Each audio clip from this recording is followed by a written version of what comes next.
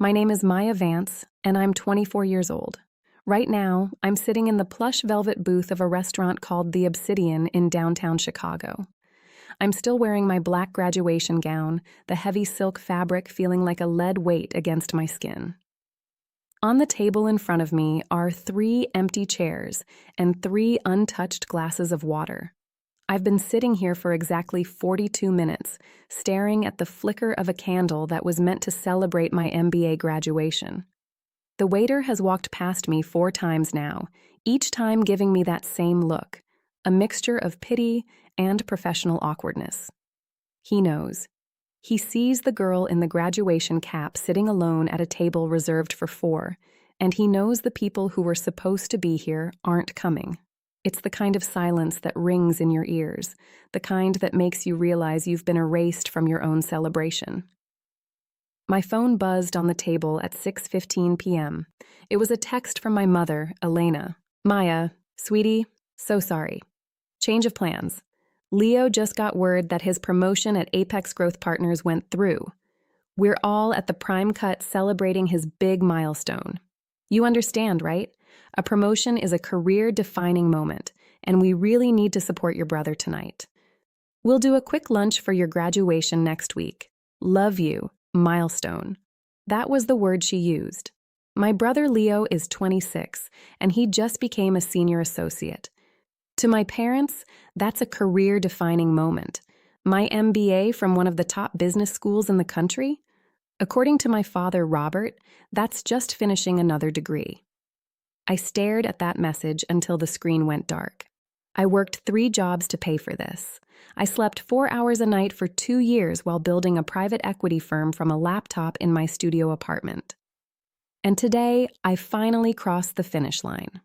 I wanted one night where I wasn't the reliable daughter or the invisible sister. But as always, Leo's average success outshone my absolute best. What my parents and Leo don't know is that the mysterious new owners who just acquired Apex Growth Partners aren't some faceless corporation. It's me. I signed Leo's promotion papers this morning as his new CEO, and in exactly 48 hours, I'm going to show them exactly what happens when you cancel on the person who holds your entire future in her hands. If you're watching this right now, please hit that subscribe button. It really helps the channel, and I'd love to hear your thoughts in the comments. Now, let me take you back to where the neglect really started. Long before I became the CEO they never saw coming. Growing up in the Vance household felt like living in a theater where I was the stagehand and my brother Leo was the permanent lead actor. My parents, Robert and Elena, didn't just love Leo. They curated him. They invested every ounce of their pride, their money, and their emotional energy into making sure he felt like the center of the universe. Meanwhile, I was the reliable one. In my house, reliable was just a polite way of saying invisible. It meant I didn't need maintenance. It meant my parents didn't have to worry about me, so they simply stopped looking at me altogether. It's a strange feeling, being the foundation of a house while everyone else is busy admiring the wallpaper. You're essential, but you're hidden behind the drywall, holding everything up while being completely forgotten. I remember my high school graduation clearly. I was the valedictorian. I had worked myself to the bone, staying up until 2 a.m. every night to ensure my GPA was a perfect 4.0. I wanted that scholarship, but more than that, I wanted my father to look at me the way he looked at Leo when he scored a single touchdown in a junior varsity football game. On the day of my graduation, I stood on that stage and gave the commencement speech. When I looked down at my family's row, my father was checking his watch. My mother was whispering to Leo about where he wanted to go for his post-season celebration dinner, for a team that hadn't even made the playoffs. I spoke about the future and ambition, but my own parents were already planning the menu for Leo's latest failure. When I got home with my plaque and my scholarship award, my mother didn't even ask to see it. Instead, she asked me if I could help set the table for Leo's friends who were coming over. "You're so organized, Maya," she'd say with a dismissive pat on my shoulder. "Leo's had a rough week with the scouts not calling. He needs this win." That was the theme of my life. My actual wins were ignored to make room for Leo's imaginary ones. It didn't matter that I was literally being handed a full ride to college. It only mattered that Leo was feeling a little down because he wasn't the star athlete he thought he was. I was the support staff for the Leo Vance show. Then came college. My parents had a college fund, or so I thought. When it was time for me to head to Northwestern, my father sat me down in his mahogany-paneled office. I expected a check, or at least a conversation about tuition. Instead, he told me that because I was so smart and capable, I'd have no trouble getting loans or working my way through. "We need to keep the bulk of the savings for Leo," he explained without a hint of shame. "He's going to need a bit more of a cushion to get into a good school, you understand. He's a late bloomer." I understood, all right. I understood that my competence was being used as a weapon against me to fund his mediocrity. Leo didn't just bloom late, he never planted the seeds. He went to a party school on a full ride provided by my parents' hard-earned money. He flunked out twice, and each time, Elena and Robert were there to catch him, buy him a new car to boost his spirits, and pay for a private tutor to help him scrape by with a C-. I, on the other hand, worked 40 hours a week as a waitress while taking 20 credits. I lived on ramen and caffeine. I was building my future with grit and sweat, while Leo was building his with my parents' credit cards. They saw my struggle as character building and his laziness as finding himself. It was a double standard that felt like a permanent weight on my chest. By the time I was 22, I had saved enough from my 3 jobs to start a small consulting firm from my dorm room.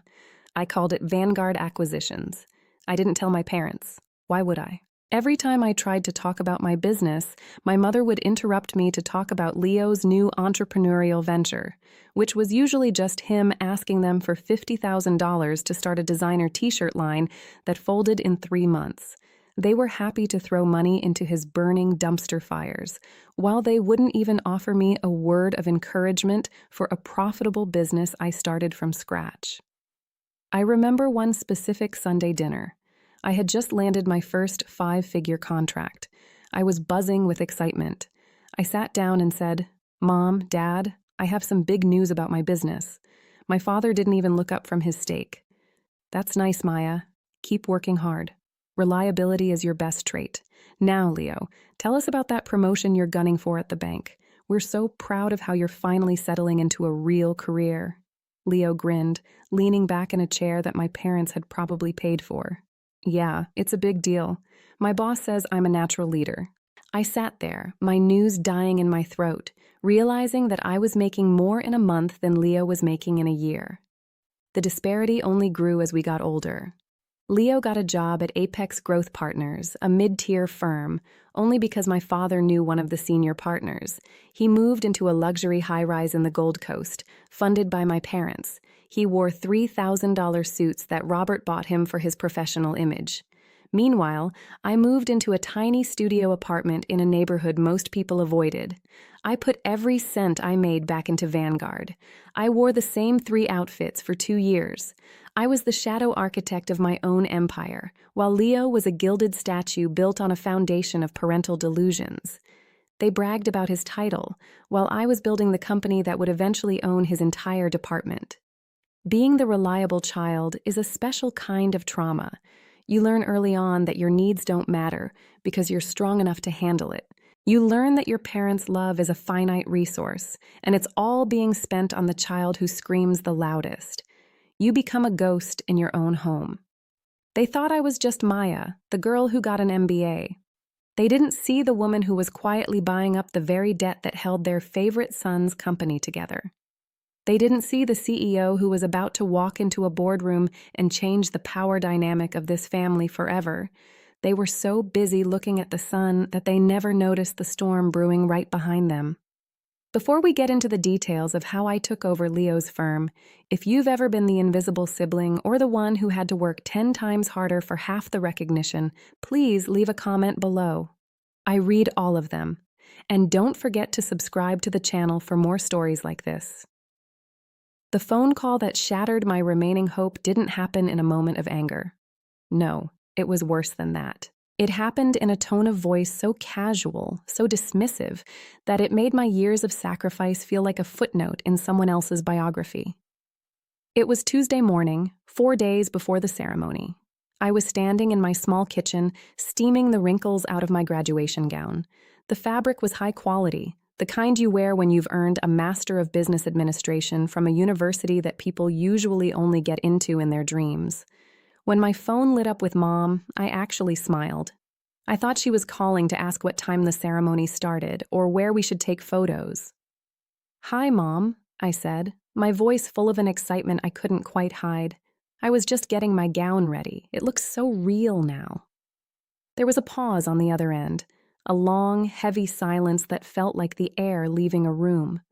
"Oh, Maya," Elena said, her voice dropping into that careful, saccharine tone she used when she was about to ask me to make a sacrifice for Leo. "That's actually why I'm calling. Listen, honey, something incredible has happened. Leo just got word from his firm. He's being promoted to senior associate at Apex Growth Partners. Can you believe it? Our boy is officially moving up in the world." I felt a cold prickle at the back of my neck. That's great, Mom. But the graduation is this Saturday. I've been talking about this for 2 years. You and Dad already booked the hotel." I know, she said, and I could hear her waving her hand through the phone, dismissing my words before they even landed. But Leo's celebration dinner is also Saturday night. His boss is going to be there, and it's a huge networking opportunity for him. Your father and I talked about it, and we just feel that this is a professional milestone. A career-defining moment, Maya. You're just finishing another degree. You've always been good at school. We know you'll graduate. But Leo is out there in the real world, building a legacy. A legacy? My voice came out as a whisper. "Mom, I'm getting an MBA. I've been running a business while doing this. This isn't just another degree. This is the culmination of everything I've worked for." "Don't be dramatic, Maya," she snapped, the sweetness vanishing. "It's not like you're a doctor or a lawyer. It's a business degree. You can have a nice lunch with us next week. But Saturday belongs to Leo. He's worked so hard for this promotion, and he needs to feel supported. You're the strong one, remember? You don't need the spotlight the way he does." I stood there, holding the steamer, watching the white mist vanish into the air. I looked at the diploma cover on my counter, the one that would soon hold a degree that cost me $120,000 and thousands of hours of sleep. To them, it was a hobby. To them, Leo's promotion to a mid-level position at a firm he only got into because of Dad's connections was a milestone. Then I heard my father's voice in the background. "Elena, tell her she can use the car to get to the stadium. We'll pay for her gas as a graduation gift." My heart felt like it was being squeezed by a vice. A gas card. That was the price of my parents' presence at the most important day of my life. I realized then that they weren't just choosing Leo. They were actively devaluing me so they wouldn't have to feel guilty about their favoritism. If my achievement was just school, then they weren't bad parents for skipping it. They were just practical. I had a choice in that moment. I could have told them. I could have said, "Mom, I'm not just a student. I'm the CEO of Vanguard Acquisitions. I just closed a deal to buy the entire parent company that owns Leo's firm." If I wanted to, I could cancel his promotion with a single email. But I didn't. I felt a strange, cold clarity wash over me. If I told them now, they would show up to my graduation, not because they loved me, but because I had power. They would pivot in a heartbeat, suddenly becoming my biggest fans because they wanted a piece of my success. I didn't want that. I wanted them to show me exactly who they were when they thought I had nothing to offer them. "Okay," I said, my voice perfectly flat. "I understand. Leo's promotion is the priority." "Thank you, honey," Elena chirped, her relief palpable. "I knew you'd be mature about this. We'll see you next week, okay? Send us a picture in your hat." She hung up, and for the first time in my life, I didn't cry. I just turned off the steamer and put my gown back in the closet. I didn't need them in the front row to know what I had accomplished. I was about to become the boss of the brother they were so busy celebrating, and the look on their faces when they realized the truth would be worth more than any graduation dinner. If you're enjoying this story and want to see how the invisible daughter takes her power back, make sure to hit the subscribe button right now. It helps the channel more than you know, and we've got a lot more to cover. While Leo was busy curating his Instagram feed to look like a high-rolling executive, I was living in a world of spreadsheets, risk assessments, and cold brew coffee that had gone cold hours ago. My parents saw my quietness as a lack of ambition. They saw my cheap apartment and my lack of professional attire as proof that I was just drifting through life, barely holding on. What they didn't realize was that I wasn't drifting. I was submerged. I was building a submarine while they were playing with paper boats in the bathtub. The idea for Vanguard acquisitions didn't come from a textbook. It came from spite. Not the loud, screaming kind of spite, but the cold, calculated kind that keeps you awake at 3 a.m. when your back hurts from a cheap office chair. I remember the exact moment it started. It was 2 years ago, right after I'd been accepted into the MBA program. I had asked my father for a small loan to cover the initial licensing fees for a consulting firm I wanted to start. He didn't even look at the business plan. He just patted my hand and said, "Maya, focus on your studies. Let the business world to people like Leo. He's got the it factor." That was the fuel. I took my $12,000 in savings, money I'd earned waitressing and doing freelance data entry, and I registered Vanguard Acquisitions LLC. I operated out of a 400-square-foot studio in a part of Chicago where the sirens never stopped. While Leo was out at expensive steakhouses on Robert's dime, I was eating generic brand oatmeal and teaching myself the intricacies of distressed debt and leveraged buyouts. I worked 40 hours a week at a logistics firm just to keep the lights on, and then I worked another 60 hours on Vanguard. My strategy was simple but aggressive.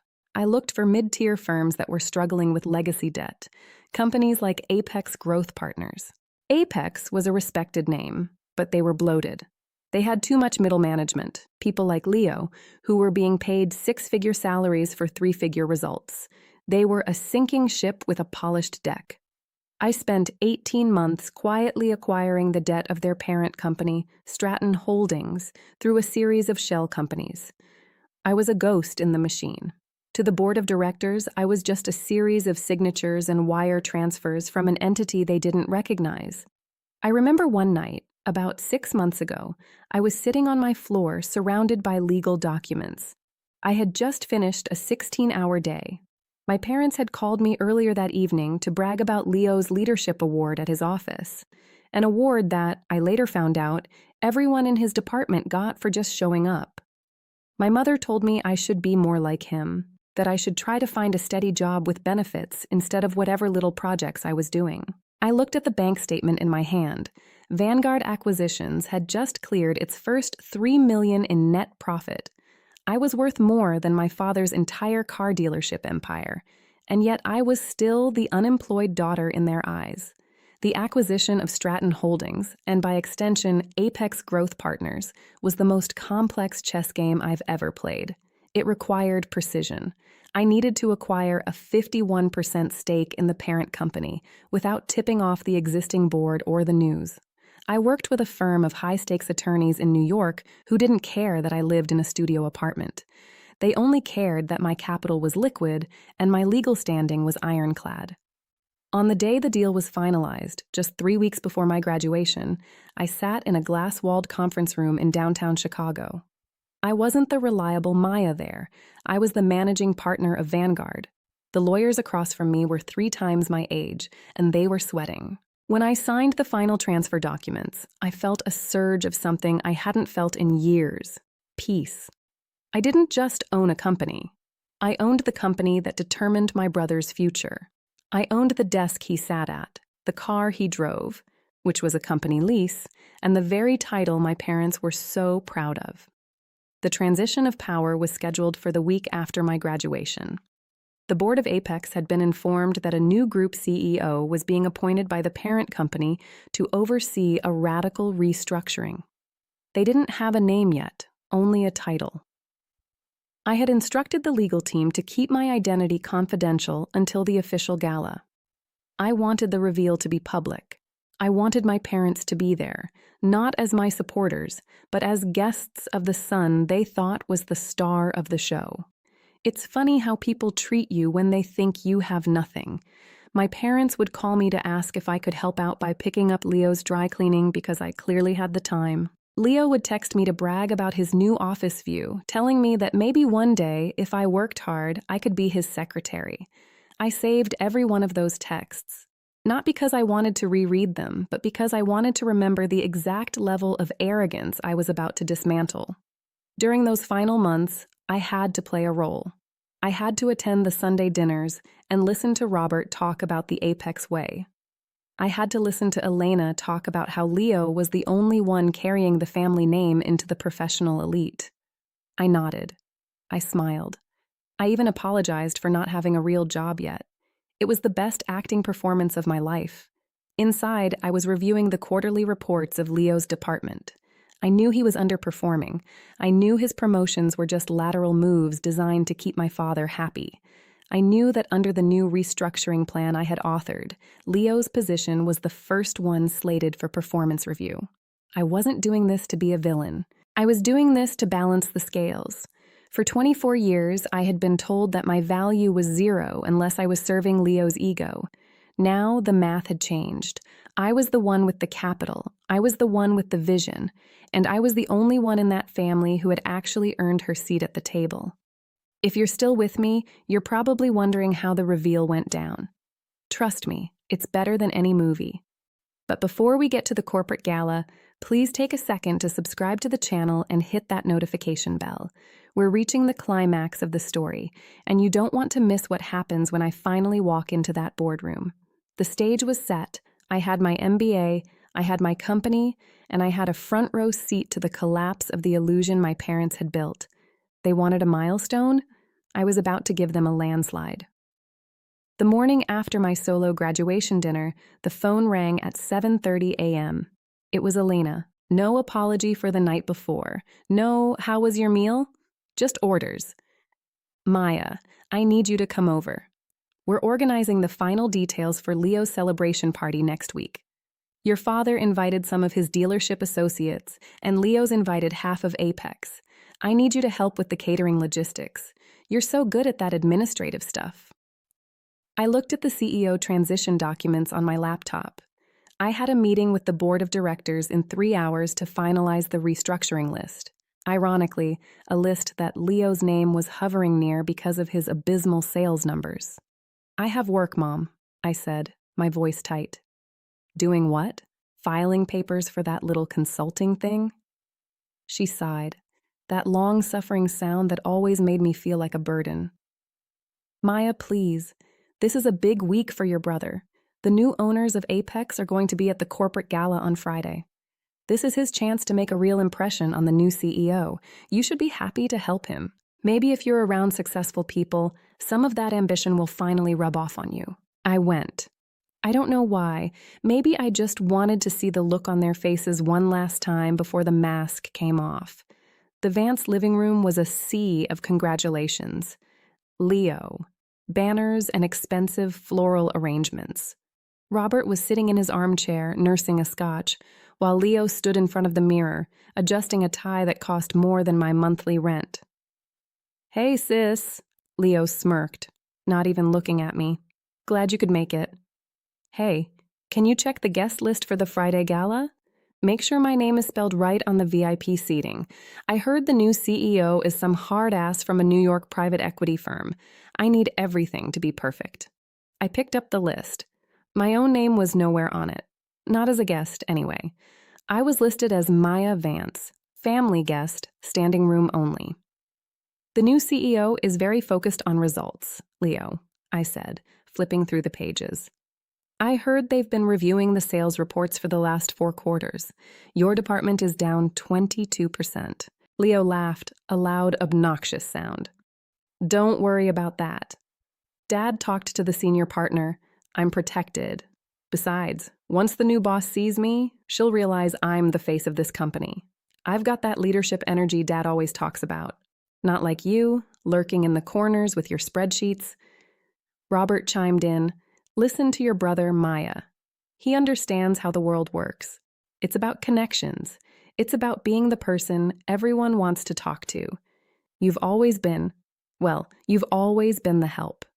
And there's no shame in that. We need followers as much as we need leaders. The help. That was my father's term for me. The person who pays the bills, the person who fixes the problems, the person who keeps the engine running while the leader takes the credit.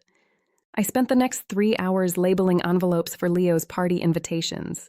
I watched my mother gush over Leo's new suit.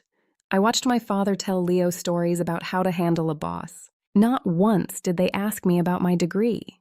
Not once did they ask what I planned to do now that I was an MBA graduate. To them, I was just a ghost who happened to be good at calligraphy.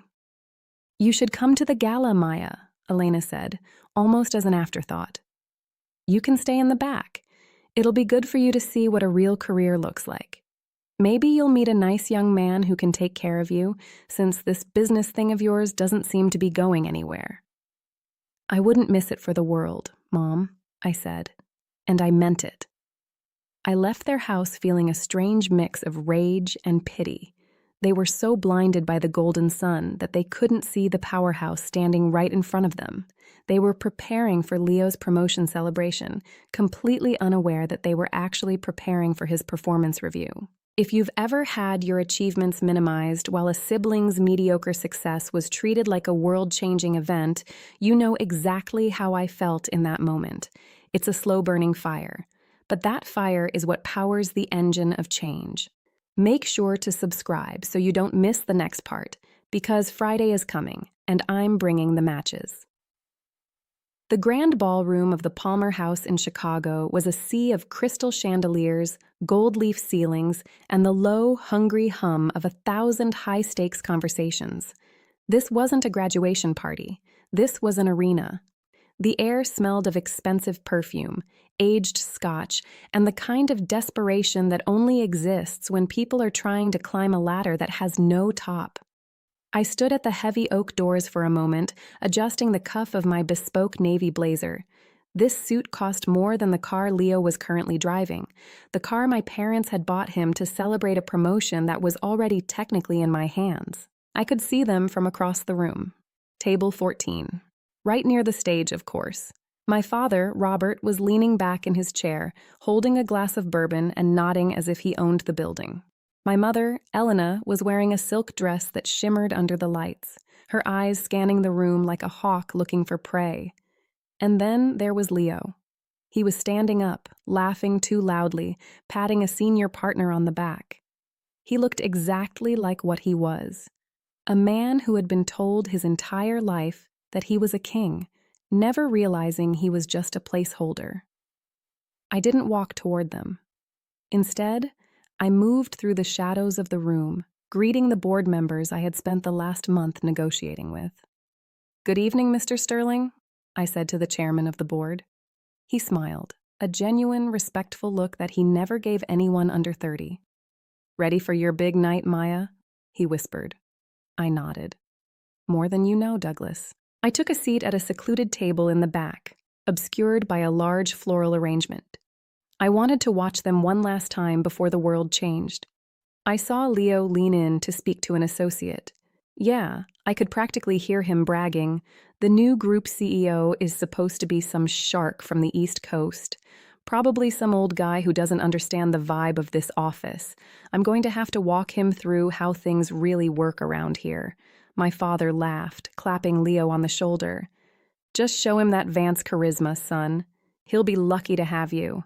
It was pathetic. They were celebrating a future that didn't exist, built on a foundation of lies they had told themselves. They had ignored me at my graduation just 6 days ago, leaving me to eat alone in my gown, and now they were here, hoping to rub shoulders with a powerhouse they didn't even realize shared their last name. At 8:00 p.m., the lights dimmed and the chatter died down to a respectful murmur. Douglas Sterling walked up to the podium. The spotlight hit him, and the room went silent.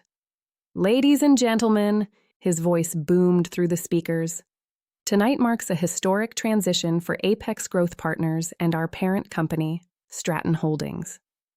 As many of you know, we have recently been acquired by a private equity firm that recognizes the true value of merit, innovation, and unwavering leadership." I saw Leo straighten his tie. He leaned forward, his eyes glued to the stage, probably imagining his name being called for another participation trophy. The new group CEO, Douglas continued, is someone who built an empire from a laptop in a studio apartment, someone who didn't wait for permission to succeed, someone who understands that in business, as in life, you don't get what you wish for. You get what you work for. It is my distinct honor to introduce the woman who now holds the future of this organization in her hands. He paused for dramatic effect. The silence in the room was so thick you could hear the ice melting in the glasses. Please welcome the managing partner of Vanguard Acquisitions and our new group CEO, Maya Vance. The spotlight swung away from the podium. It didn't go to the VIP section where Leo was sitting. It swept across the room and landed directly on me. I stood up. The sound of 1,000 people gasping at once is something you never forget. I walked toward the stage, the click of my heels on the marble floor sounding like a ticking clock. As I passed table 14, I finally let myself look at them. My mother's glass slipped from her hand. It hit the floor with a dull thud, red wine blossoming like a stain across the white tablecloth. Her mouth was open, but no sound came out. My father looked like he had been struck by lightning. His face went from a healthy tan to a ghostly, sickly white in 3 seconds. And Leo? Leo looked terrified. He wasn't the golden son anymore. He was just a mid-level employee looking at the person who could end his career with a single nod. I climbed the stairs to the stage. Douglas handed me the microphone and stepped back, a look of immense satisfaction on his face. I stood there for a moment, looking out at the crowd. I wasn't the reliable daughter anymore. I wasn't the invisible sister. I was the boss. "Thank you, Douglas," I said, my voice echoing through the ballroom, steady and cold. They say that leadership is about vision. It's about seeing the things that others miss. For years, this company has operated on a system of who you know rather than what you do. We've celebrated people for their potential while ignoring the people who actually do the work. We've uninvited the architects of success because they didn't fit the image we wanted to project. I looked directly at Leo. He withered under my gaze. "That ends tonight," I continued. "Under my leadership, there will be no more favoritism. There will be no more matching programs for those who don't produce results. There will be no more celebrations for those who haven't crossed the finish line. From this moment forward, the only thing that matters at Apex and Stratton is merit. If you are here because of a last name or a connection, consider this your 48-hour notice. We are restructuring, and we are starting from the top down." The room was paralyzed. The Vance charisma my father loved so much was nowhere to be found. Robert was staring at his shoes, unable to meet the eyes of the daughter he had dismissed as just a student less than a week ago. Elena was clutching her pearls so hard, I thought the string would snap. "I spent my graduation night alone," I said, my voice dropping an octave, because some people thought a promotion was more important than a milestone. Tonight, I realized they were right. A promotion is important, especially when it's mine. I handed the microphone back to Douglas and walked off the stage. I didn't go back to my table. I walked straight toward the exit. But as I passed their table, my mother grabbed my sleeve. Her hand was shaking. Maya, honey, what is this? Why didn't you tell us? We could have celebrated together." I pulled my arm away, looking at her with a pity that cut deeper than any insult. "You were too busy celebrating Leo's milestone, Mom. Remember? You told me I was the strong one. You told me I didn't need the spotlight." I leaned in closer, so only the 3 of them could hear me. "Well, you were right. I didn't need your spotlight. I bought my own." I looked at Leo, who was staring at me with a mixture of horror and realization. "See you in the boardroom on Monday, Leo," I said with a thin, sharp smile. "I've been looking at your sales reports. We have a lot to talk about."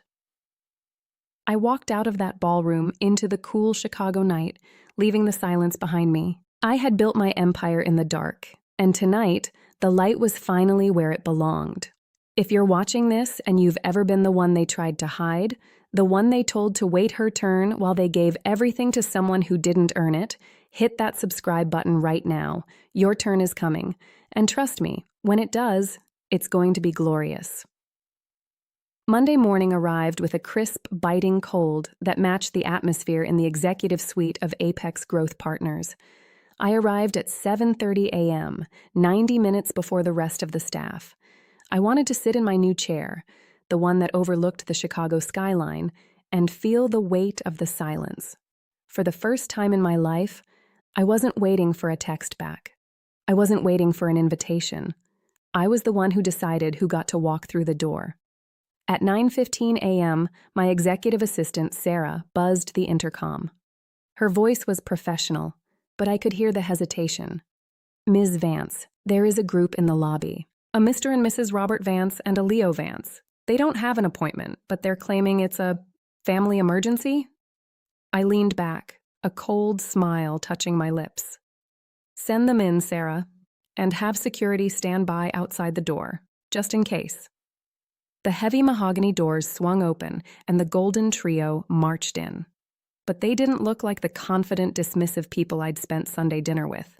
My mother, Elena, was wearing her best designer coat, her face twisted into a mask of desperate maternal affection. My father, Robert, looked like he hadn't slept, his tie slightly crooked.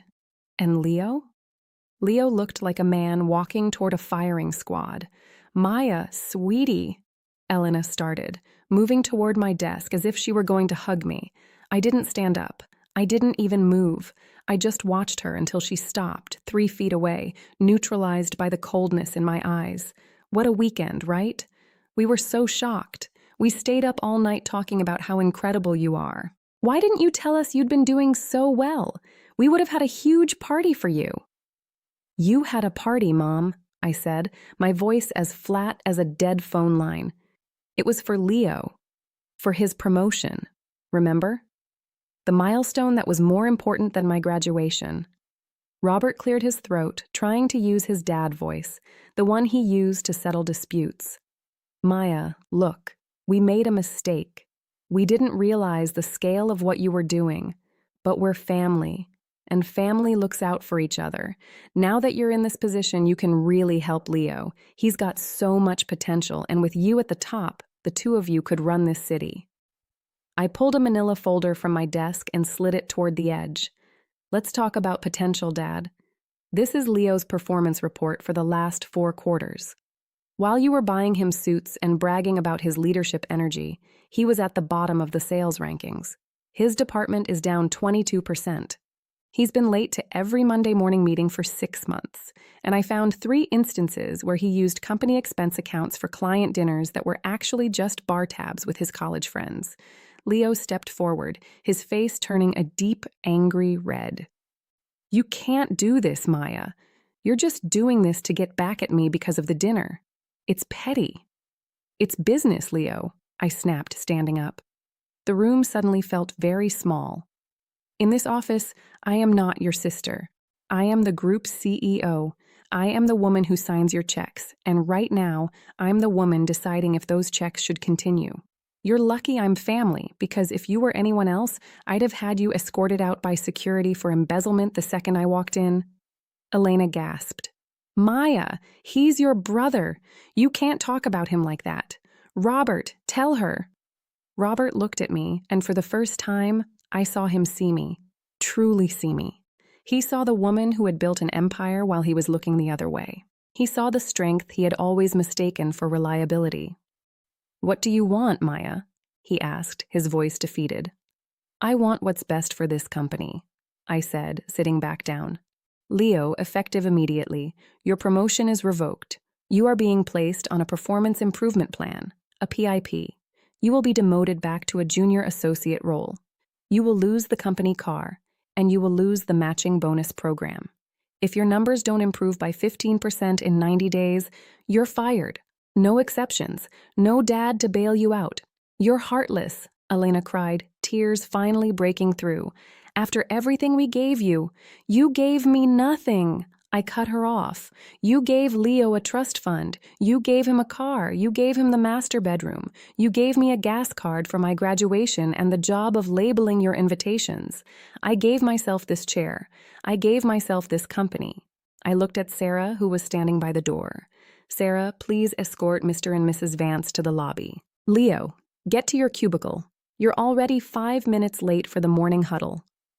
They stood there for a moment, frozen by the reality that the power dynamic had completely inverted. The invisible daughter was now the only one who mattered. They walked out in silence, and as the door clicked shut, I felt a weight lift off my shoulders that I'd been carrying for 24 years. If you've ever had to show your family that your quietness wasn't weakness, but preparation, hit that subscribe button. We're almost at the end of this journey, and I have one final move to make. The silence that followed the boardroom door closing was the loudest thing I had ever heard. It wasn't the heavy, suffocating silence of being ignored at a dinner table. It was the clean, sharp silence of a slate being wiped clean. For the first time in 24 years, I didn't feel the need to explain myself. I didn't feel the need to prove my worth. The documents on my desk and the terror in Leo's eyes had done all the talking for me. The fallout was immediate and predictable. My phone, which had been silent on my graduation night, now buzzed incessantly. Elena sent 17 texts in 3 hours. They shifted from my, "We need to talk as a family," to "How could you do this to your brother?" And finally, to "We're so proud of you, honey. Let's go to that dinner we promised." I didn't reply to any of them. I didn't block them either. I simply let the notifications sit there, digital reminders of a loyalty that only existed once I had something they wanted to take. Leo didn't quit. He couldn't. It turns out that when you live a luxury lifestyle on someone else's dime, you don't have much of a safety net. The high-rise apartment lease was tied to his corporate standing, and the matching fund my father had set up for him was actually tied to the company's performance bonuses he wasn't getting anymore. For the first time in his life, Leo Vance had to actually work. He had to show up at 8 a.m., answer to a manager who didn't care who his father was, and meet quotas that weren't being padded by favoritism. He became exactly what he had always feared being: an average person. The story of the invisible CEO who took over her brother's firm became a legend in Chicago's corporate social circles. The neighbors who had listened to Robert brag about Leo for years now whispered behind their hands when they saw my parents at the country club. The shame they felt wasn't because they had treated me poorly, it was because they had been caught. But I didn't care about their shame. I was too busy building something that actually mattered. 3 months after the takeover, I officially launched the Vance Merit Scholarship. It wasn't for the golden children or the star athletes. It was a $1 million fund specifically designed for students who were working their way through school, the ones who were reliable and invisible, the ones whose parents didn't see their potential. At the launch event, I stood in front of a group of nervous, hard-working students and told them the truth. You are the architects of your own future. Don't wait for someone to give you a seat at the table. Build your own table.